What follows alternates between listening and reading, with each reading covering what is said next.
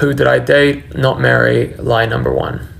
My boyfriend, who I've been with for several months, like 6 months, you were with a guy and you just like adapted his lifestyle. You didn't do anything for yourself fully. 5 or 6 months into our relationship, I found out. How long were you guys together for? Not even long. We were together like 7 months. Brooke Schofield had a brief 3-month relationship over 2 years ago.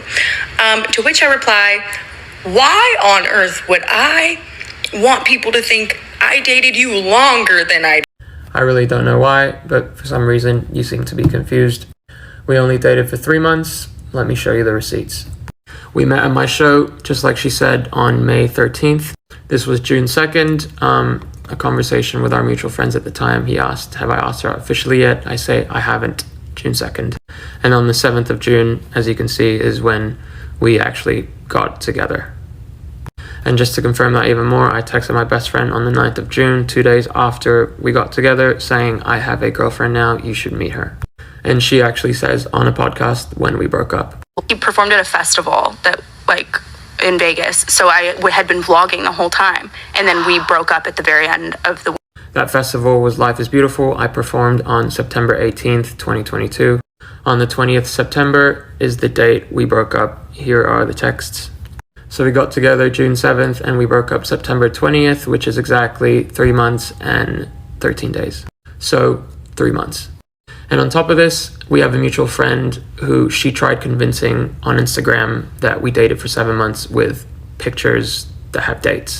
Here is the DM that she sent to him and the pictures that she used to try to prove to him that we dated for 7 months. The first picture she sent to him to convince him when we got together is obviously not the day we got together. May 14th was the second night that we ever met. And the date on the second picture is October 2nd. This was not the actual date of the picture. This was taken on film, and we didn't get the photos developed until this date.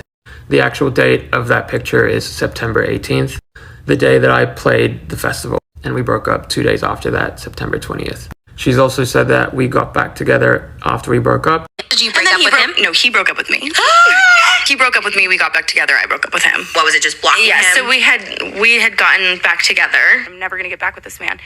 And then, of course, 2 weeks later, I'm delusional, and I'm like, I'm gonna get back with this. We did not get back together after we broke up. We did see each other multiple times and still texted. This was a month after we broke up, October 21st, 2022, clearly stating that we were still broken up. This was the next month on 8th November, still showing that we did not get back together. And then this was the 24th of November, still showing that we did not get back together. And then this was on January, still showing that we did not get back together. And then February, again showing that we did not get back together. Who did I date, not marry, lie number 2. So we are technically in a long distance relationship, but we never separate. So we are never separating. And like I said, we spent every single second together. We literally went on our first date and never separated. So when you were with him every day, So it was just every day, like in the watching studio. him work every day. Yeah, actively. Wait, but you're together every day. How does that happen? For some reason, she has said that we were together every single second of every single day. That is not true. We weren't. I'm going to show you all the days that we saw each other from our first date to when we broke up. I looked through every single one of our texts and photos, and I've put all the days that we saw each other on a Google Calendar. Also, I can show you every text and photo of when we were together in person, but I cannot be asked to make a 12-minute video on this subject. Here is the first month from when we had our first date. I've labeled it B for every time we saw each other. Yellow is for when we saw each other either during the day or just at night, and red is for when we spent the night together. Our first date was on the 15th of May. So from the 15th of May to the 15th of June, we had spent a total of 15 days together out of 30 days. And on the second month, from the 15th of June to the 15th of July, we had spent 16 days together out of 30. In the third month, from the 15th of July to the 15th of August, we spent a total of 17 days together out of 30.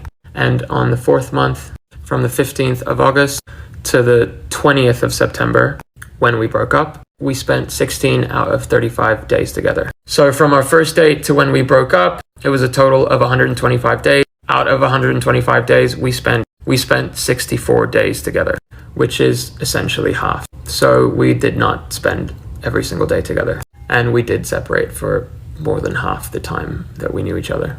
She also said this in the same video. It was just every day, like In the watching studio. him work every day. Yeah. This is also not true. She never came to the studio with me and watched me work. In fact, this was the one and only time she was at the studio with me. We were on a trip and I had to last minute cut vocals for the album. Another thing that she says constantly is that we lived together. Keep in mind, I live with this man. I was living with the man, but I was like living with. We did not live together, and you can see that plainly from the Google Calendar and the amount of days that we were together. But here is more proof of her stating that it's her apartment. Another one of her saying it's her apartment, and another one of her stating that she's moving into a new apartment. Well, I was living with this man. So imagine every morning he's like waking up and he didn't live here. So he moved into that apartment, my last apartment with me. Oh, Like wow. we built all our furniture and like we would go back, like he lived in Vegas. So we would like, He was living with you here because he was. or he was like, he would stay with me here. Or sometimes he'd get like Airbnbs and stuff, but I would still stay with him. Like we were always together. So first she says that we lived together, and then we didn't live together and I lived in Vegas, and then that we moved into an apartment together and built all our furniture.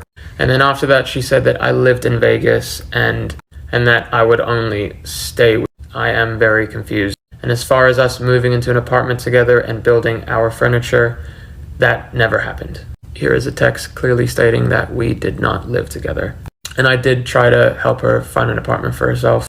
More text to show that. It also wasn't our furniture. I was just a boyfriend who came to help her build it as much as I could. Who did I date? Not marry. Lie number 3. I remember one night he literally started hysterically sobbing because I said as a joke that Kid Rock was hot. This is not true, so let's get this story straight. This fight happened on the 20th of August. It was my best friend's birthday, and I was taking him and his wife out to dinner. And you can see here that I invited Brooke to dinner, and it was going to be the 4 of us. So we're at dinner. First of all, she did not say Kid Rock was hot. She said I would fuck the shit out of Kid Rock. It was just uncomfortable, and I was embarrassed in front of my friends, I feel like, as anyone would be. But now thinking back, maybe I wouldn't have cared. But in the moment, it was a bit uncomfortable. Here's proof of her saying I would fuck the shit out of Kid Rock. And here's more proof of her saying I would fuck the shit out of Kid Rock and not Kid Rock was hot. Okay, so we're sitting there. I'm a bit uncomfortable, but I don't bring it up at dinner because we're with my friends and I just wanted to have fun. I'm showing you this text just so you can see that the dates match. We got into a fight about it as soon as we got back into my Airbnb. By the way, when all this happened, I did not know who Kid Rock was nor what he looked like. So now we're back at my place. Also, there was no hysterical sobbing. I bring it up to her and I say, hey, that joke you made me feel really uncomfortable. As you can see in this text, that is what I said, and I said it in a very calm, clear, and I didn't approach this angry or mad at all, as you can see in this text. But of course, it turns into a blowout fight, just like every other fight we had. This fight lasted 2 days, by the way. This was my text to her. And then this was her response back. And then I responded to that paragraph with this paragraph. And the paragraph continues. And then lastly, she responds back with her own paragraph. So if you paused and read the paragraphs, you would know what actually happened that night. It wasn't Kid Rock was hot, nor was I crying about that. Also, this was the second time that she met my best friends. I'd like to think that it would make anyone uncomfortable at dinner with friends. Obviously, I know it was a joke, and thinking about it now, maybe I wouldn't have been uncomfortable now. I don't know. But at the end of the day, I approached it in a very healthy and calm way. Who did I date, not marry, lie number 5.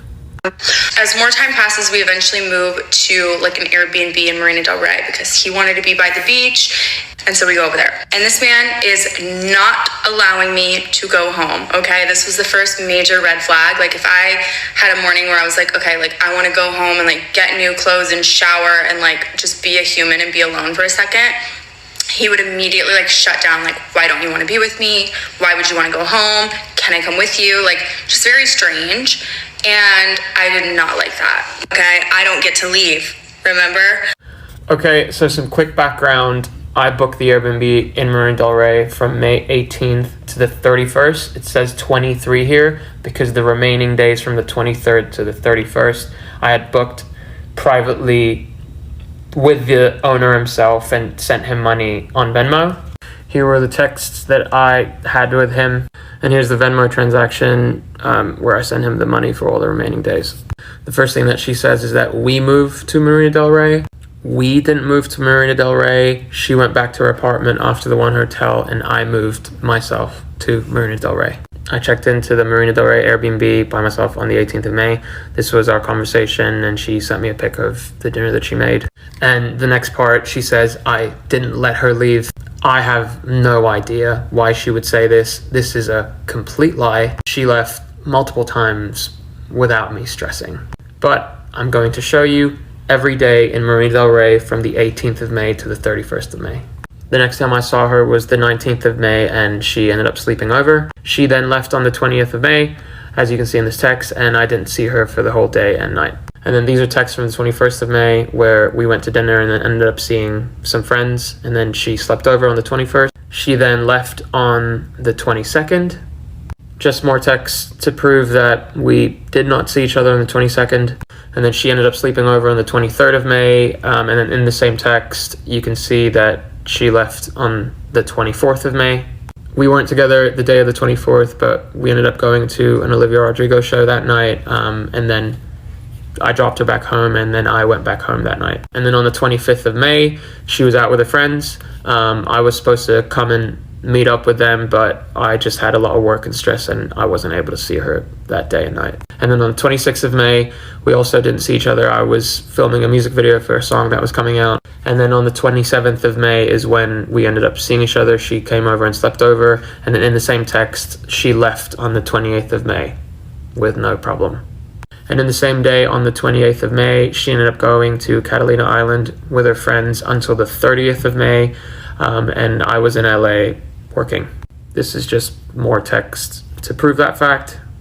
And then on the 30th of May, I picked her up in the morning when she got back from Catalina Island. We only saw each other, had lunch in the morning, and then I dropped her off because I had to film a music video the whole day and night that day. And then on the 31st of May, I was still filming the music video, and we didn't see each other that day. And more text to prove that. So you did leave with no problem. I never stopped you.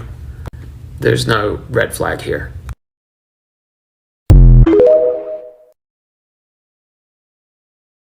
Who did I date, not marry, lie number 6. Part 6, who the fuck did I marry? Okay, we are now in a committed relationship. All right, and one thing about Clinton is he loved to go on a trip. So this time it was Joshua Tree. He's like, let's go to Joshua Tree. Let's just spend the weekend. It'll be so relaxing, amazing, whatever. We can work. Great. No, we weren't in a committed relationship before we went to Joshua Tree. As you can see here, we went to Joshua Tree from June 3rd to June 6th. This text was before Joshua Tree, June 2nd, from our mutual friends at the time. And I clearly state that we're not in a relationship yet. And on 7th June, a day after Joshua Tree, I then call her my girlfriend for the first. And just to reinforce this point, 9th June was the first time I told a friend that she had become my girlfriend. Who did I date, not marry, lie number 7. So this time it was Joshua Tree. He's like, let's go to Joshua Tree. Let's just spend the weekend. It'll be so relaxing, amazing, whatever. We can work. Great. On the way there, we get pulled over. In his car, he drove a Model X at the time. And when the cop asked for license and registration, he gave his license, his Australian license, And he gave the registration to the car, which was not his car. But we keep going, and I ask him about it, and he's like, oh, like, that's a fake ID. I got it mixed up. We got lucky. And I'm in my head like, that doesn't happen, but whatever. Also, who has a fake ID to appear younger? She's right. None of this happened.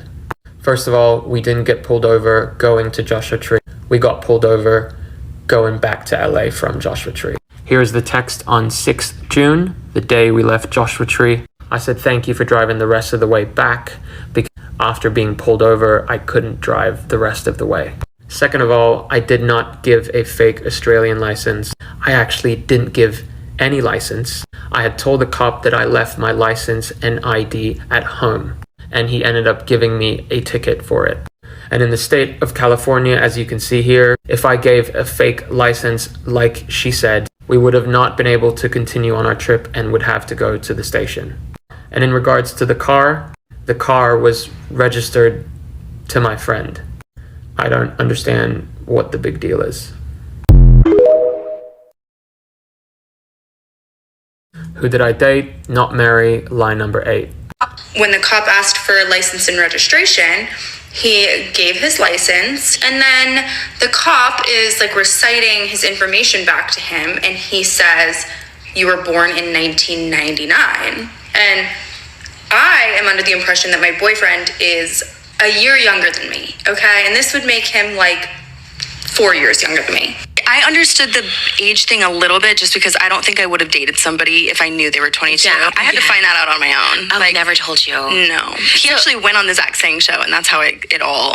Oh. I read the comments on the Zach Sang show, and that's when people were like, first of all, he's 20. When we got pulled over in Joshua Tree, that was June 6th, and the podcast that I did was on July 25.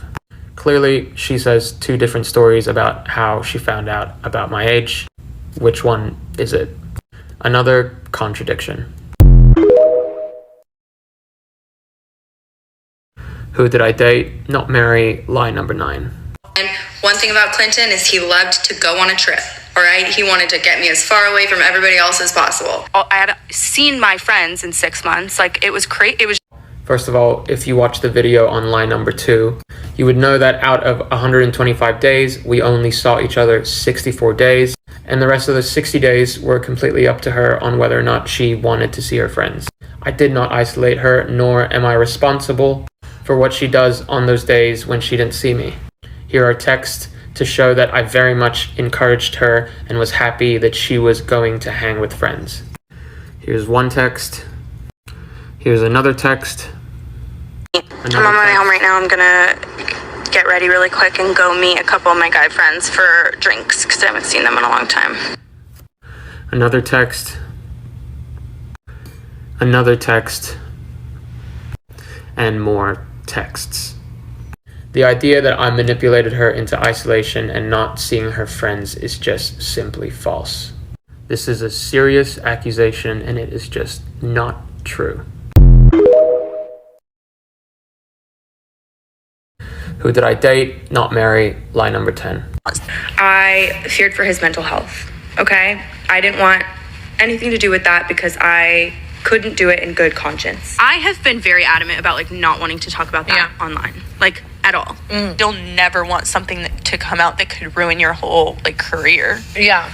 Like, And I still loved him. I had a good relationship with him. Like, he was a good boyfriend. Which When that whole thing first happened, I, like, was hesitant to talk about it online because I was, like, so scared, and I just, like, felt bad for him. I feared for his mental health. No, she did not care about my mental health, which is totally fine. Just don't lie about it. Her only concern was threatening and manipulating me a month after our relationship in October. This was completely premeditated, and I will show you proof right now. This is the first text. This is the second text. I'm going to show you the note now. This is the list that she made and sent to me, things I could do to Clinton that wouldn't be half as bad as what he did to me on October 31st, 2022, a month after we broke up. And you can see that she's completed a lot of the stuff on the list, even though she keeps on saying she's concerned for my mental health. Also, keep in mind that in the last 2 years, she's been on 30 different podcasts and more talking about the same shit. This is another text that shows it. This was also in October. And then another text stating the same thing. And then a tweet on January 18, 2023. I don't think she was very much concerned with my mental health. Who did I date, not marry, lie number 11. Now, were any of his friends like that you would hang around with? Didn't they know him from the past? No, that was a huge red flag of mine too that I should have paid attention to. He had 0 long-term friends. Like, I have friends, obviously, that I've known since I was a kid and stuff, or even just a few years. Nobody in his life knew him for longer than a year. I'm very confused about this. She's met a handful of my friends that I've known for a year and longer. And had our relationship lasted longer than 3 months, she would have met more. This picture was taken the second night that we met. There are 3 people behind her who she met that I have known for over 3 years. We even went to one of my best friend's weddings, who I've known for 6 years.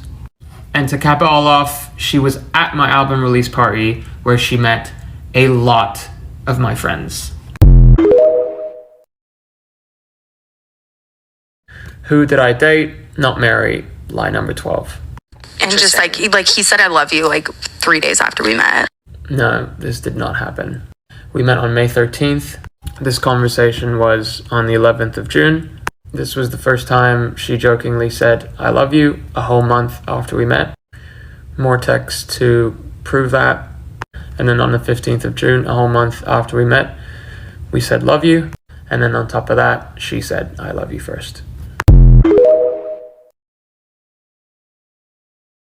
Who did I date, not marry, lie number 13. I mean this in the most humble way possible, truly.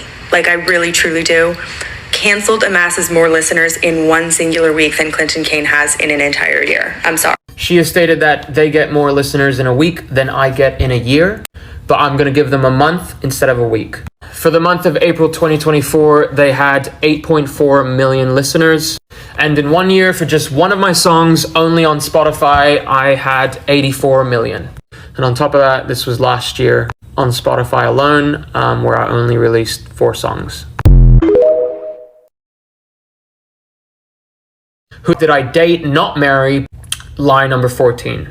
Treating underlying mental health conditions is very important, because had I known what was wrong with me, I would have never gone near that man to begin with. But you did know. I first got diagnosed with BPD, I was literally like, I'm like, that is not true. What year was it? Do you remember when you found out? I think I was like 17 or 18. Oh, you were young. What are you diagnosed with? I have borderline personality and then just depression and anxiety, but... Is it a personality disorder? Yeah. Is it borderline? Yeah. And then how do you correct it, or how do you deal with it? I don't know that I do. You haven't done it yet? No. Like, how you regulate?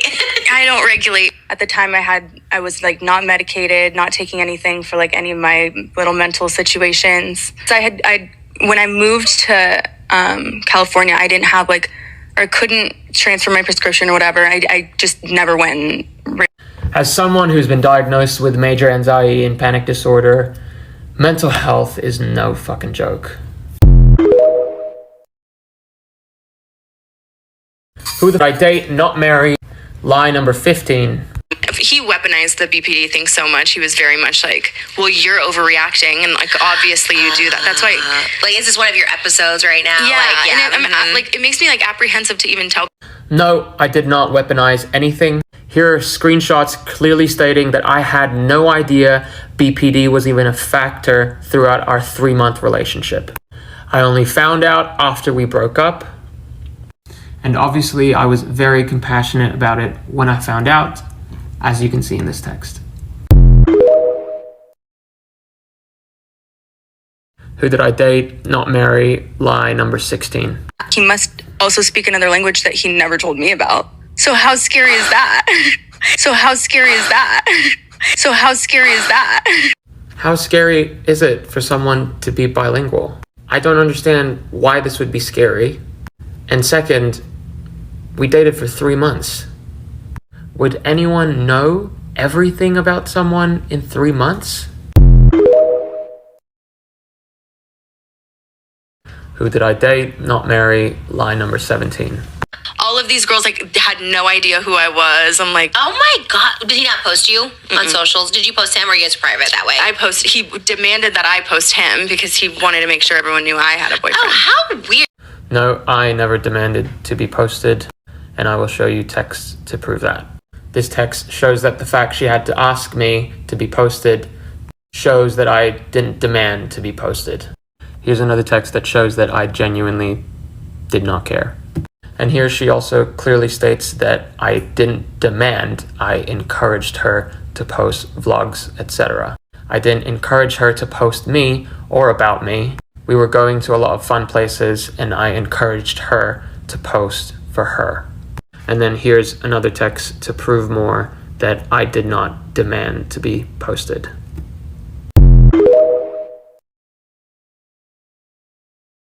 Who did I date, not marry? Lie number 18. He had told me that his ex, who I Guess I'm in Love is about, by the way, one of the most beautiful songs ever. People use it as their wedding song. It's like, I mean, it's his biggest song. It feels like more of a SoundCloud thing. No, he was like, you've probably heard, like, he had one, like, really huge song, and, like, that was, like, the whole thing, but about his dead mom, whatever. The song that she's talking about, that's my biggest song, is called I Guess I'm in Love.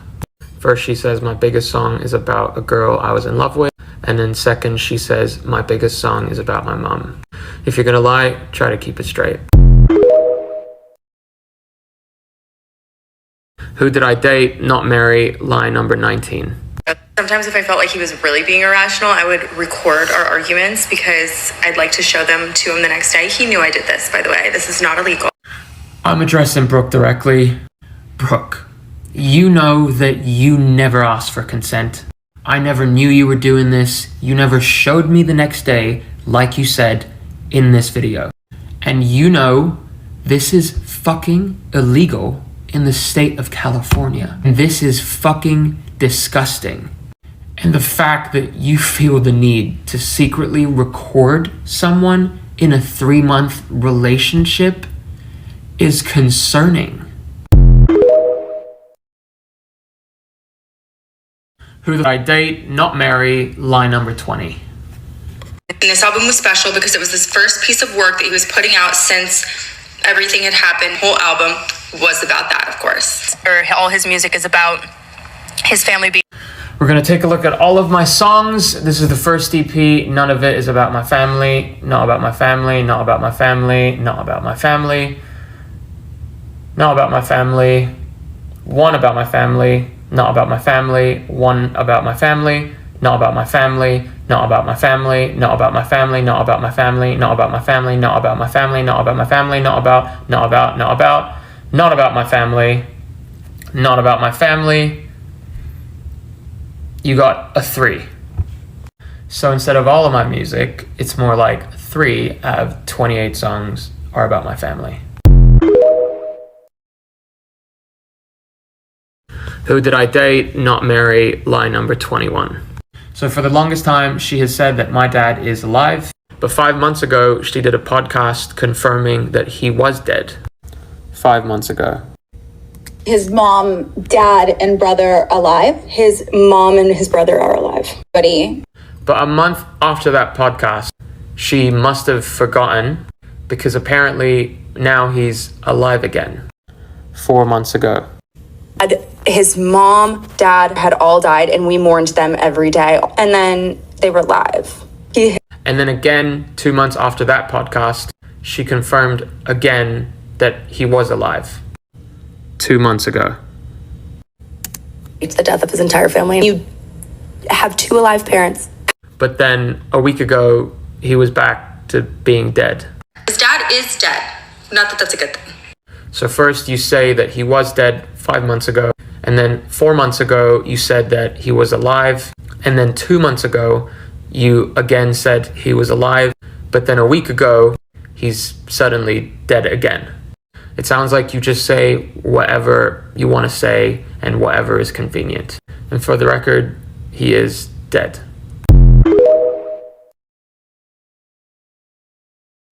Who did I date, not marry, lie number 22. I would go out with my friends. Like, I remember one night I was at dinner with Tana, and he's blowing me up, like literally sending me novels about how he drank an entire fifth of vodka, he's gonna drive, I need to get to him right now, or he's gonna do crazy things. Like, it was just so manipulative, and I just, like, I was not equipped. I remember this night very vividly. I was having a lot of anxiety and panic that day, and I told her that. It was the 13th of July. She wasn't at dinner yet. They were getting ready for dinner. Then she called me back in front of all of her friends, and I was a bit uncomfortable by that because I was in the middle of a panic attack and I didn't want anyone to know. There were no novels of me drinking a fifth of vodka and trying to drive. All I said was that I was going to pick up alcohol and then drink it at home. As you can see, the date, July 13, 8:18 p.m. I had sent her a picture of the alcohol I picked up, and I was in an Uber, not driving. As you can see here, 13th of July, 2022. The time was 8:07 p.m. The same time I was in the Uber. The ironic thing is, I was in Vegas, she was in LA at the time, so there was no manipulation of her needing to come save me. Who did I date, not marry, lie number 23. And I ask him, also, why did you fake the death of your family? And of course, he denies it, and I then tell him, I've been talking to your mother. I had not been talking to his mother, but that got him. He finally admitted that he did, in fact, fake the death of his mom. Wait, and so that was the reason you broke up. Did you have a conversation with him? What was his sort of reasoning for killing his family? Oh, he still won't admit it. Oh. No, he will not say he did. The first video was dated June 26th of this year. The second video was dated May 8th of this year. Both videos are 2 months apart. So on May 2024, you said that I never admitted it. And then on June 2024, you said that I did, even though we haven't spoken in a very long time. For the record, I never admitted anything to her.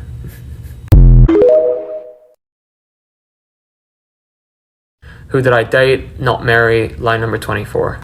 In fact, I'm pretty sure she works in retail. Like, his mom, I don't even think speaks English. So I'm like, his mom doesn't even speak English. I don't know what she speaks. His mom doesn't even speak English. I don't know what she speaks. She doesn't even speak English.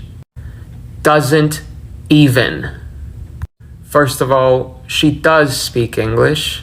Second of all, this is a very triggering statement and is very offensive to a lot of people. Who did I date, not marry, accountability. Okay, so this video is now going to be about me taking accountability for everything I did wrong in the relationship. First of all, I did cheat.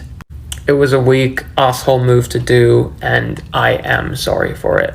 I've apologized to Brooke privately countless times, profusely, months after we broke up.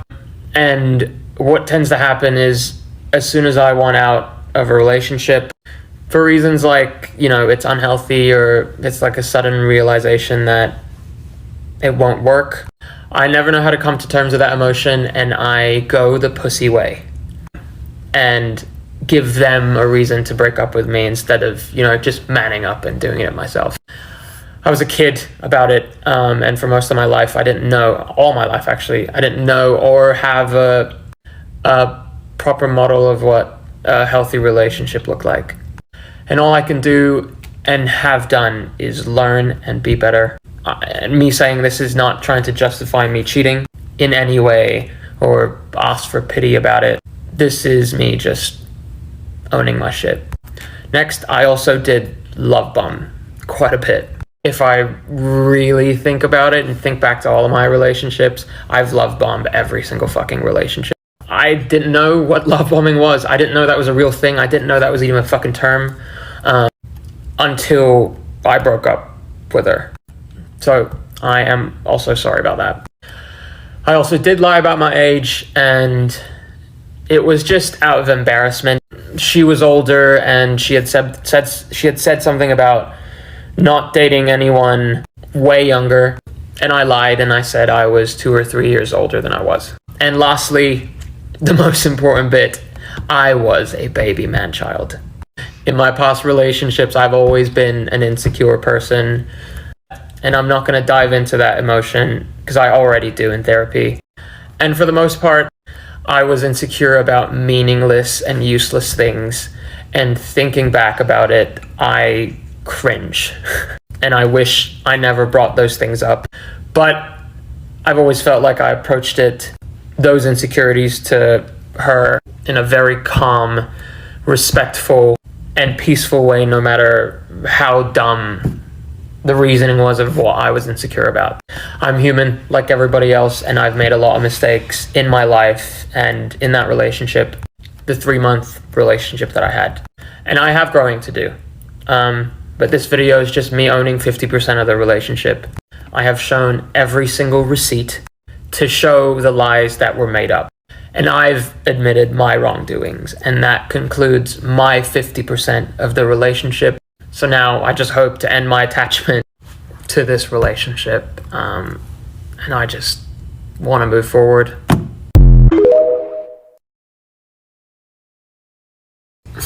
Alright guys, in this video we're going to talk about why my accent is the way that it is, and where I'm from.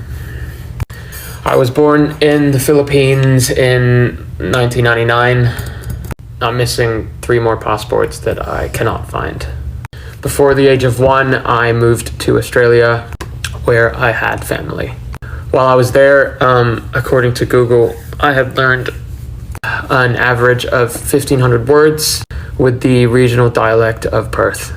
Then I moved to the UK, where I learned more words with the regional dialect of Manchester. And then I was in Brunei, where English is not the primary language, and they had a specific English regional dialect. And then I was in Singapore, and then I was in Cyprus. There were several back and forths in the countries listed above in no specific order. And then when I turned 18, I ended up in Greece on my own. Then I turned 19 and I came to the United States of America. And in between the ages of 19 and 24, I lived in between Amsterdam, Sri Lanka, Indonesia, and the United States of America. And just for you, the viewer, when I say I lived somewhere, it is anything longer than 6 months. Now, having all this info, which has already been specified in the last 6 to 7 years in every single publication and interview, I did not hide any of this. You can see how my accent is amalgamation of all of these places. My accent isn't a typical Australian accent, and I've never once in my life claimed that it was.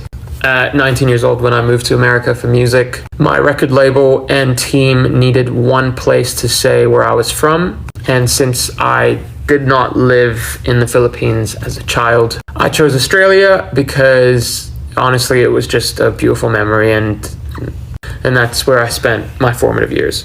I adopted just saying I was from Australia because I didn't want to list all 10 places that I've lived in and tell my life story every time I would make small talk with a stranger.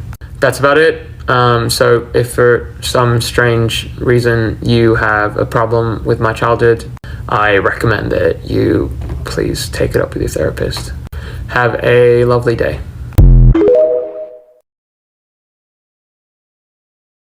I wrote something down on my notes because I'm not very good with speaking about my feelings in the moment. I mean, that's the whole reason why I kind of got into this mess in the first place. And that's the reason why I'm a musician, because I don't, know how to talk about my feelings in a concise and specific last minute type of way. So I'll read you what I wrote about this whole thing. This video is kind of difficult for me for a couple of reasons. One is because I have to relive childhood trauma in detail. And the second is because I'm not here of my choosing. I don't feel that someone should be pressured to talk even if they're in the public eye. But because an ex-girlfriend that I dated for 3 months a couple of years ago decided to start beating a drum after we broke up, that drum has become so loud that I feel that I have to answer it now. I don't know if any of you can imagine what it feels like to be a private person, which I am, and have to answer questions about every single family member, every single friend, every single like, dislike that you've ever experienced, but it's really unpleasant. And the reason why it's unpleasant is because somebody is sitting around telling you everything that you remember is a lie. I want you guys to really sit and think about how horrible it would be for anyone to do that. But I will do my best and give a description of my childhood. First and foremost, I'm not doing this for approval. I'm really just doing this so someone can finally tell the truth, and that someone would be me, because it's my life and no one else's. At the beginning of the pandemic in 2020, I received a DM from a random stranger telling me that my father had died of lung cancer. I hadn't spoken to him for quite a while because he was a fucking asshole. Saying that, he was still my dad. And as anyone with a dysfunctional family knows, even when you don't understand family, you so desperately want to make sense of it. And it just so happens, though, that I couldn't make sense of it and did what I always do and pretended that it didn't exist. A few months later, I received a phone call from my best friend, the daughter of a really amazing woman I met when I was traveling Europe. She had an accident and we all thought everything was going to be okay. My best friend was around my age and thought that I should know because, we were just family at that point. I really didn't think anything of it, to be honest. And then a short time later, I got a phone call that she had passed away. Once again, I went into denial. I really just didn't do well with loss.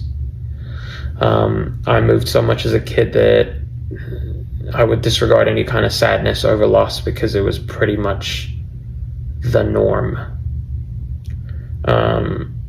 Since so many people have told me she didn't exist, I'd like to take a moment and tell you a bit about her because she was fucking awesome. When you feel like you're kind of just floating in life and nobody gives a shit about you, and then someone randomly comes up to you and says that you matter, and you kind of just go limp because you really needed to hear it in that specific moment. This woman showed up. This woman was so loving and so caring towards me, and kind of funny because we sort of just hit it off one day at a park randomly, and from that we built a relationship. And as I said earlier, she had 2 children around my age, and I think that's why she kind of knew where I was at mentally, just looking at me and not even knowing me. And for the year that I knew her, she changed the way I thought about family. And it was just one of those magical moments, those spiritual moments that I didn't believe back then. Now I do. When you meet someone and you feel like you've known them your whole life. I never spoke about her because I honestly didn't think I had to. I'm sure all of you guys have people you meet and don't feel the need to announce it. But it's actually kind of nice to be open about it and tell you about her. It's profound when people have affected you and inspired you in a really good way, and you kind of just hold them close, and that was this one. I always kind of felt shame about it, though. My mom was a pastor, and our household was extremely religious and godly, and I just felt really weird saying to anyone that I cared for this person as much as my mom, or that I viewed her in the same exact light. And I never said it to anyone because it really was no one's business. And on top of that, there was There was a belief in my heart that no one would get it or understand. And when people would ask, like, why are you so upset, or who passed away, I just started telling them that it was my mom. Because my mom was absent for most of my life, and in some crazy way, it just sort of fit, and that she was the one that passed away. This is awful, I know. So I had shame about this motherly figure, and then I had shame about my mom. It's fucking horrible when I look back on it. And let me say, if you have judgment on me and tell me that that was crazy, I would agree. But again, you know, it's just the way I handled loss by not handling it. I don't know what else to say about it. It wasn't pathological lying like some people have said. I was a punk kid who gave a dumb answer on a podcast when he was working with anxiety disorder and had no business being on it until he was good with all the feelings that he was having. I guess management fucked up that day, but, you know, I'll take responsibility, and I fucked up. This brings me to another part of this video that I would really, really like to stress. I got into making music because it was a way for me to try to understand myself. For the last couple of years, I've struggled to make any music because I felt that it would be judged and then torn apart. And this overwhelmed me. I am so confused at this world that we live in, where someone can just take someone's life without facts or proof and tell the world some made up stuff, which is damaging and hurtful. Yes, it's true. I started this shit from the podcast that I was on, but it all came out whack because I just didn't have the skills to process any emotions. I didn't. I spent money like it was war. I dated girls and cheated on them. I loved people only to let them go and have them question if I really did. I did a lot of things that I don't do anymore, and for that I'm grateful. I've said all that I will say in regards to my family and my childhood. For the first 22 years of my life, I disconnected from my family and sort of lost my way because of their dysfunction. This drama with my ex-girlfriend has forced me to see that if I didn't change, I would end up just like them and just like her if I didn't make a change. So as you can see, I've never once said a bad word about my ex-girlfriend. I have since apologized to my family for my behavior and have tried to mourn my dad and a mom to me. I'm trying to love myself, and I'm slowly getting there. And for those who want to perpetuate the lies and try to manipulate by saying damaging statements without proof, I hope you find more important things in this world to be concerned about rather than my life and me. But I look forward to sharing my emotions in my songs with my supporters that can appreciate where I'm at and have empathy towards it. It honestly feels good to have closure on the subject for me. So, sending love to all.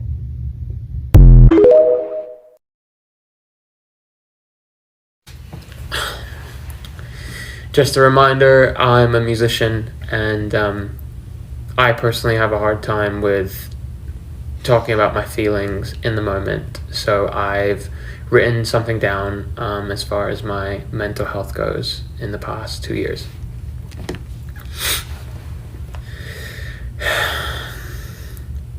This is going to be a video about what my mental health has been over the last couple of years. I'm not really sure how or where to start with this. I think there's one word that comes to mind, and that is paralyzing. You never know what's going to happen to you in your life, and I would have never thought 2 years ago I would have dated a girl for 3 months and my life would have gone from being on top of the world to laying in bed every day, but it did. I don't really want to go into details of the relationship in this video. I really just want to stick with the whole mental health aspect. I was diagnosed as a kid with major anxiety disorder and panic disorder, and my first ever video where I wrote my first ever song, which I got signed from, was even about a panic attack. I don't think a lot of people remember that, and I think this aspect of mental health is kind of brushed under the rug. While I've been going through this, you can notice by my postings on social media, Instagram, TikTok, everything, that there were long gaps where nothing was posted. The reason that occurred wasn't because I wanted to go away. It was because I was unable to function during the day and night. There were so many podcasts and so many negative comments coming from every direction that anyone who did not have access to therapy 4 to 5 days a week would have probably done away with themselves. The severity of how low I was is really actually hard for me to describe. Have any of you been in a place where the furthest that you're able to walk is from the couch to the bed and back? If you answered yes to this, then you understand. It was hard for me to think, breathe, eat, or even speak at times. People had given up on reaching out to me because I was just never available. I don't mean unavailable as in I'm talking on the other line. I was quite literally mentally unavailable. I debated ending a lot of things, but I never debated ending music. Those words probably piss some people off, and I hope they do. I will never stop music. I was so lucky I had a therapist, a friend, and my religion, which prevented me from giving up and honestly offing myself. The attempts to strip my memories from me and accuse me of a fabricated childhood is not only abuse, but just demented. I understand not caring for someone or even the idea of dreaming about their demise. But the idea that someone would attempt to destroy another person for any reason is beyond my comprehension. Through intensive therapy over the last 2 years, but even regular therapy for the years before that, I've learned that you really just have to believe in yourself and ask for forgiveness when necessary. Suffering is built into this life, and every time I get depressed, worried, anxious, frustrated, angry, or overwhelmed, I remember what I have made it through. I don't wish ill will upon anyone, but I do hope that people remember that you never know the shoes someone has walked in. This goes for relationships several years long, but especially 3 months. Once someone poisons your thoughts and your memories, they win by removing any joy you may have had growing up. But I'm happy to report that I still have joy. So, moving forward, I will dedicate time and my money towards mental health, but especially cyberbullying. If you are out there suffering, please reach out for help. You matter. And to all those people who stand beside me, thank you for your patience while I have grown.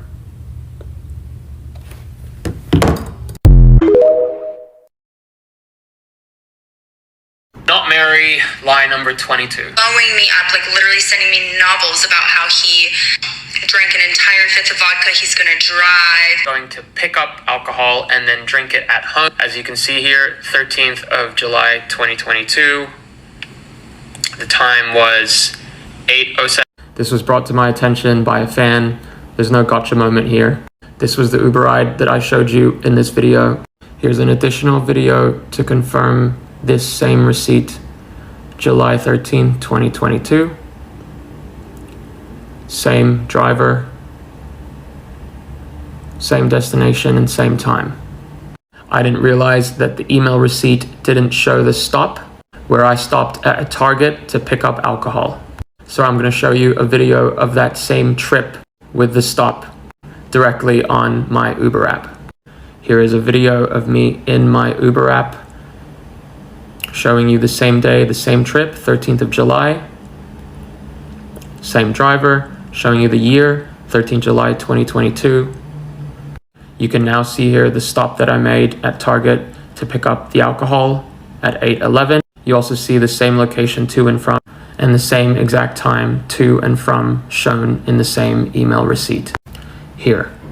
Again, I stopped at Target to pick up alcohol at 8:11. I took this picture at 8:18 p.m. and I got back home at 8:20 p.m. None of the receipts I've shown have been altered, and I'm happy to prove every single receipt just like I did in this video. And also, please respect the privacy of this address in this apartment complex. I have not lived there for over 2 years.